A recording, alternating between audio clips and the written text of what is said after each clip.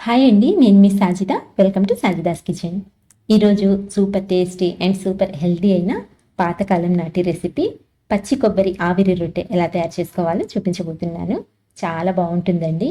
పిల్లలకి ఎప్పుడు కేక్లు కాకుండా ఇలాంటివి కూడా అలవాటు చేసినట్లయితే చాలా హెల్తీగా అండ్ అలాగే చాలా బలంగా తయారవుతారనమాట. చాలా రుచిగా ఉంటుంది. తప్పకుండా ట్రై చేయండి. దీన్ని తయారు చేయడానికైతే ఫస్ట్ ఒక బౌల్ తీసుకోండి. ఇందులోకి 1 గ్లాస్ వరకు బియ్యం వేసుకోండి. నేను ఇక్కడ టీ గ్లాస్తో 1 గ్లాస్ రైస్ని అయితే తీసుకున్నానండి. ఇలా కొలుచుకోవటానికి గ్లాస్ కానివ్వండి, లేదా కప్పు కానివ్వండి, లేదా ఒక గిన్నెనైనా సరే సెట్ చేసి పెట్టుకోండి. మిగతా ఇంగ్రీడియంట్స్ కూడా సేమ్ దీంతోనే కొలిచి తీసుకోవాలన్నమాట. అప్పుడే మనకు ఈ రొట్టె అనేది పర్ఫెక్ట్గా కుదురుతుంది. ఇప్పుడైతే బియ్యంలోకి ఇలా నీళ్ళని వేసుకొని ఒక 2-3 సార్లు బాగా రుద్ది కడిగి తీసుకోవాలండి. ఈ బియ్యం అయితే మనము ఇంట్లో వాడుకుంటాం కదండి, నార్మల్ బియ్యము అవేనండి. ఇలా బాగా కడిగిన తర్వాత ఇందులోకి తగినన్ని నీళ్ళని వేసుకొని వీటిని ఒక 2 గంటల పాటు నానపెట్టుకోవాలి. ఒకవేళ మీ దగ్గర అంత టైం లేకపోతే కనీసం 1 గంట సేపు అయినా నానపెట్టుకోండి. ఇలా పైన మూత పెట్టేసి పక్కన ఉంచేయండి. నేనైతే 2 గంటల సేపు నానపెట్టానండి. చూడండి, 2 గంటల తర్వాత బియ్యం చూపిస్తున్నాను. చక్కగా సాఫ్ట్గా నానిపోయాయి కదండి. సో ఇలా నానపెట్టుకున్న ఈ రైస్ని అయితే ఇప్పుడు మనము పక్కన పెట్టుకొని ఒక మిక్సర్ జార్ అయితే తీసుకుందాము. జార్లోకి ఏ కప్పుతో అయితే మనం బియ్యం తీసుకున్నామో సేమ్ అదే కప్పుతో అంటే గ్లాస్తో 2 గ్లాసుల పచ్చి కొబ్బరి ముక్కల్ని తీసుకోవాలి. 1 గ్లాస్ బియ్యానికి 2 గ్లాసుల పచ్చి కొబ్బరి అయితే టేస్ట్ అనేది సూపర్గా వస్తుందండి. సో ఇలా కొబ్బరి ముక్కలు జార్లోకి తీసుకొని ఒకసారి మిక్సీ పట్టుకుని తీసుకోండి. మరీ మెత్తగా కాకుండా ఇలా కోర్స్గా గ్రైండ్ చేసుకోవాలండి. అప్పుడే మనం చేసే రొట్టె అనేది చాలా బాగుంటుంది. సో ఇలా గ్రైండ్ చేసుకున్న ఈ కొబ్బరి తురుముని వేరొక బౌల్లోకి ట్రాన్స్ఫర్ చేసుకుందాము. ఇక్కడ మీరు కావాలనుకుంటే కొబ్బరిని తురుముకొనైనా సరే తీసుకోవచ్చండి, బట్ ఇలా అయితే ఈజీగా ఉంటుందన్నమాట. సో అందుకని చెప్పేసి నేనైతే మిక్సీ పట్టి తీసుకున్నాను. ఇప్పుడు సేమ్ మిక్సర్ జార్లోకి మనం నానబెట్టి ఉంచుకున్న ఈ బియ్యం అయితే యాడ్ చేసుకోవాలి. నీళ్ళేమి లేకుండా ఇలా బియ్యం వరకే తీసుకొని దీన్ని కూడా ఒకసారి మిక్సీ పట్టుకుని తీసుకోండి. ఇలా ఫస్ట్ నీళ్లు పోయకుండా ఇలా బరకగా ఒకసారి మిక్సీ పట్టుకున్న తర్వాత ఇందులోకి సేమ్ గ్లాస్తో ఒక ఫుల్ గ్లాస్ బెల్లం తురుమునైతే యాడ్ చేసుకోండి.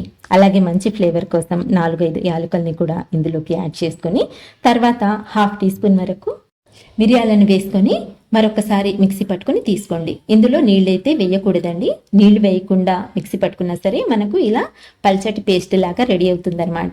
ఇలా ఫైన్గా గ్రైండ్ చేసుకున్న ఈ పిండిని మనం ముందుగా గ్రైండ్ చేసి పెట్టుకున్న కొబ్బరి తురుములోకి యాడ్ చేసుకోవాలి. మొత్తం అంతా చక్కగా క్లీన్ చేసి వేసుకోండి. ఇలా యాడ్ చేసుకున్న తర్వాత అంతా బాగా కలిసేట్టు కలుపుకోవాలి. ఇక్కడ బెల్లం అనేది మనం 1 గ్లాస్ బెల్లం తీసుకున్నాం కదండి. సో దానివల్ల స్వీట్ అనేది కొంచెం మైల్డ్గా ఉంటుందన్నమాట. మీకు ఎక్కువ స్వీట్గా కావాలనుకుంటే 1.5 గ్లాస్ వరకు అయినా సరే వేసుకోవచ్చండి బెల్లము. ఇలా బాగా కలుపుకున్న తర్వాత చూడండి, కన్సిస్టెన్సీ ఇలా థిక్గా ఉంటుందన్నమాట. ఇప్పుడు ఇందులోకి ఏ గ్లాస్తో అయితే మనం బెల్లం కొబ్బరి తీసుకున్నామో సేమ్ అదే గ్లాస్తో 1/2 కప్పు వరకు చిక్కటి కాచి చల్లార్చిన పాలను వేసుకోండి. ఇక్కడ పాలైనా వేసుకోవచ్చు, లేదా పాలకి బదులు కొబ్బరి పాలనైనా సరే వేసుకోవచ్చు. అదైతే మీ ఇష్టం అండి. ఇలా పాలు వేసుకున్న తర్వాత మరోసారి బాగా కలుపుకోండి. చూడండి, కలుపుకున్న తర్వాత కన్సిస్టెన్సీ అయితే ఇలా ఉంటుందన్నమాట. అంటే మరీ పలచగా ఉండకూడదు, అలా అని మరీ తిక్కుగా ఉండకూడదండి. ఇది పర్ఫెక్ట్ కన్సిస్టెన్సీ. సో మనకు బ్యాటర్ అయితే రెడీ అయిపోయింది. ఇలా కలుపుకున్న ఈ మిశ్రమాన్ని రెడీగా పక్కన పెట్టుకొని ఒక గిన్నె తీసుకుందాము. ఇలా కొంచెం లోతుగా ఉండే గిన్నె తీసుకొని అడుగున కొద్దిగా నెయ్యిని అప్లై చేసుకొని ఈ మిశ్రమాన్ని గిన్నెలోకి ట్రాన్స్ఫర్ చేసుకోండి. ఇలా ట్రాన్స్ఫర్ చేసుకొని ఈవెన్గా సెట్ చేసుకొని ఒక 4-5 సార్లు దీన్ని ట్యాప్ చేసుకోండి. ఇక్కడ ఈ వీడియోలో చూపించే విధంగా ఇలా ట్యాప్ చేసుకున్నట్లయితే మనకు ఈ మిశ్రమం అనేది ఈవెన్గా సెట్ అయిపోతుంది. ఇలా సెట్ చేసుకొని ఇప్పుడు స్టవ్ ఆన్ చేసి ఒక కుక్కర్ని పెట్టుకొని కుక్కర్లోకి 1 గ్లాస్ నీళ్ళని వేసుకోవాలి. తర్వాత ఈ రొట్టె గిన్నెని డైరెక్ట్గా ఇలా నీళ్ళలోకి పెట్టేయండి.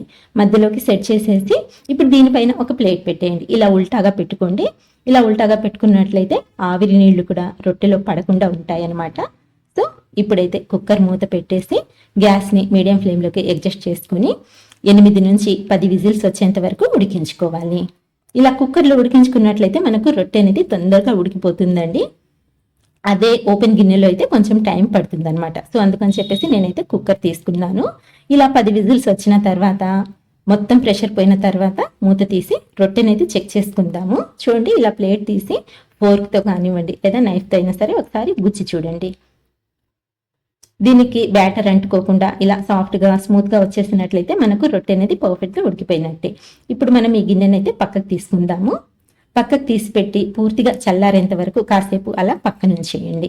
ఇది ఎప్పుడైతే పూర్తిగా చల్లారిపోతుందో తర్వాత నైఫ్ తీసుకొని అంచుల్ని ఇలా స్క్రాప్ చేసుకోండి. ఇలా స్క్రాప్ చేయకపోయినా పర్వాలేదండి, ఈజీగానే రిమూవ్ అయిపోతుంది అనమాట. బట్ ఒకసారి ఇలా చేసుకుంటే మంచిది. ఇప్పుడు పైన ప్లేట్ని పెట్టుకొని ఈ గిన్నెని ఇలా ఉల్టాగా బొల్లించుకొని పక్కకు తీసేయండి. మనకు రొట్టె అయితే ఈజీగా ప్లేట్లోకి వచ్చేస్తుంది అనమాట. ఇప్పుడు నేను మీకు ఈ రొట్టెని కట్ చేసి కూడా చూపిస్తున్నాను చూడండి. చాలా సాఫ్ట్గా ఉంటుందండి.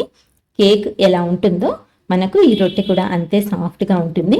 ఇంకా టేస్ట్ అయితే అసలు చెప్పనవసరం లేదండి, చాలా అంటే చాలా బాగుంటుంది. ఒకసారి ప్రిపేర్ చేసుకొని ఇంట్లో వాళ్ళకి పెట్టండి, అందరూ చాలా ఇష్టంగా తింటారు, అంత బాగుంటుంది.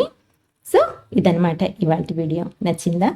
నచ్చినట్లయితే ప్లీజ్ లైక్ చేసేయండి. అలాగే మన ఛానల్ని అయితే కంటిన్యూస్గా ఫాలో అయిపోండి. మంచి మంచి టేస్టీ రెసిపీస్ మీకోసం అయితే చూపిస్తూ ఉంటానండి. థ్యాంక్ యూ సో మచ్ అండి.